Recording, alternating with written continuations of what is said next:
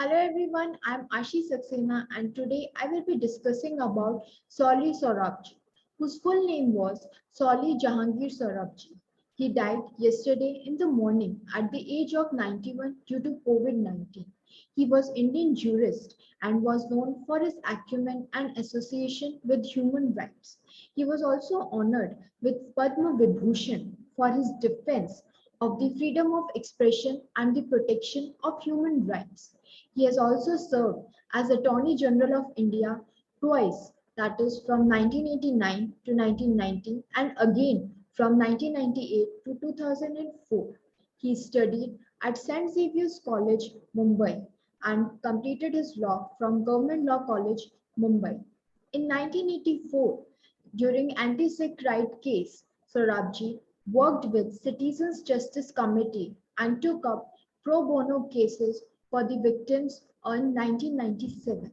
Sorabji was not only an eminent advocate but was also a great lover of jazz. He used to organize annual jazz yatra, that is a week-long music festival from 1978 to 2003. Now we will be discussing about some of his appointments where he was appointed at international level for human rights and also for the marginalized communities. If we see, he was appointed as the rapporteur on human rights in Nigeria. Then he later became a member of the United Nations Subcommission on the Promotion and Protection of Human Rights. He was a member of the United Nations Subcommission on Prevention and Discrimination and Protection of Human Rights. Surabji also served from 2000 to 2006 as a member of the Permanent Court of Arbitration at Hague. Now we will be talking about some of the landmark judgments where Surabji played a very important role, like the first cases of Keshwanand Bharti case. Now this is a landmark judgment. In this case, basically, the two land reform acts were restricted. Some restrictions were imposed upon them by the Kerala government, and against these restrictions, Keswanand Bharti filed a case. And also the constitutional amendments, that is 29, 24, 25th, and 26th amendments were challenged before the court.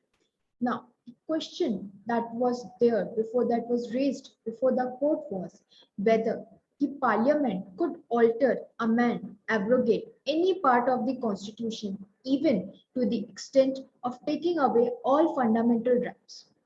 Now, in this case, this judgment was delivered on 24th April 1973 and it was held that the basic structure of the constitution cannot be amended by the parliament. Now, how we will define that what is the basic structure?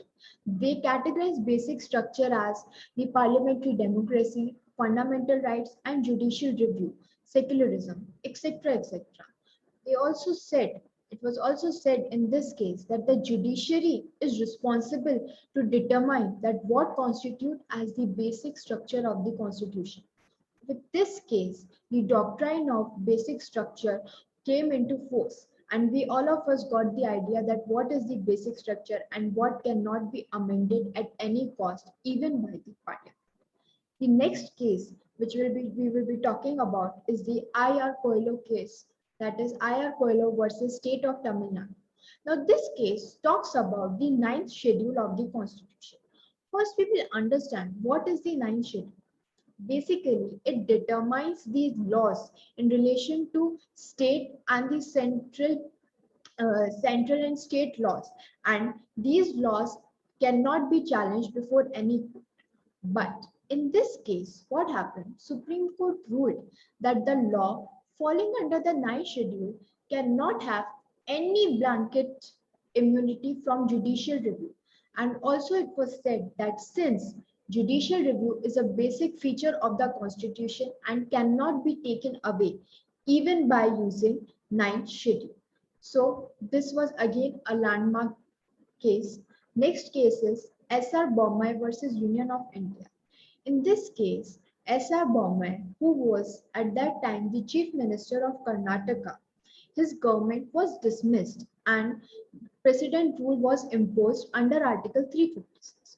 Now, what is Article 356? It basically deals with the state emergency.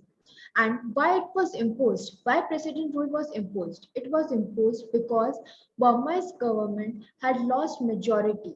Reason being that there were large scale defections. And the governor at that time was P. Venkata Subbaiah.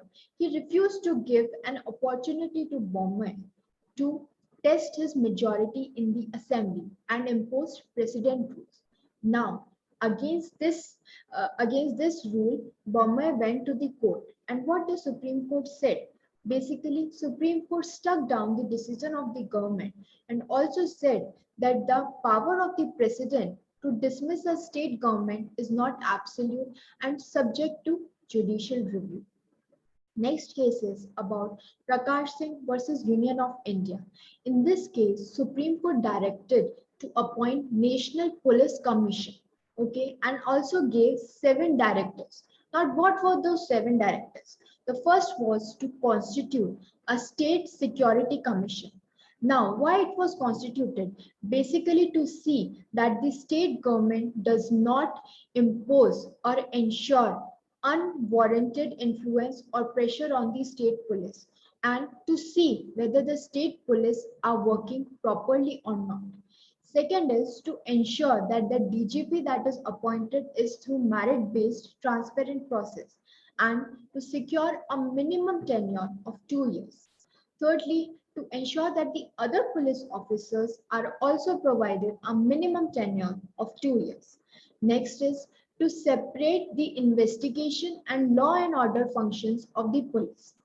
Next is to set up a police establishment board. Now, why this board was established was to deal with the matters of posting, promotion, transfer amongst the police. Inside the police officers, that who should be promoted, who should be transferred, which posting to be given. Next is to set up a police complaints authority at state level. Well, these complaints in this authority could be related to misconduct, custodial death, rape during custody. So all these, if the public are facing, then complaint can be made in regard to this. And next is to set up a National Security Commission. In this, basically, a panel will be set up who will be responsible for appointment of the chief of the Central Police Organization. Next case is about Menka Gandhi versus Union of India. In this case, Menka Gandhi, who was a journalist, was issued a passport on 1st June under the Passport Act of 1967. And on 2nd July 1977, she was asked to surrender her passport. When the petitioner asked for the reason that why she needs to surrender her passport, she was not given any proper reason and was said that it is for the interest of the public. Then petitioner approached the Supreme Court under a writ petition and also said that such kind of act is a direct assault on her right of personal liberty as guaranteed by the Article 21. In this case, basically, Supreme Court expanded the meaning of personal dignity. Like what is personal liberty and what could be identified as the meaning life with dignity. So for the first time, Article 21 was discussed in a very wide manner. Broad perspective was given to Article 21. And it was also accepted that right to travel abroad as a very important component of right to liberty. So these were the few important case laws which were dealt by Mr. Sorabji. I hope this video was beneficial to all of you. If you like this video, please like, share and subscribe my channel. Thank you.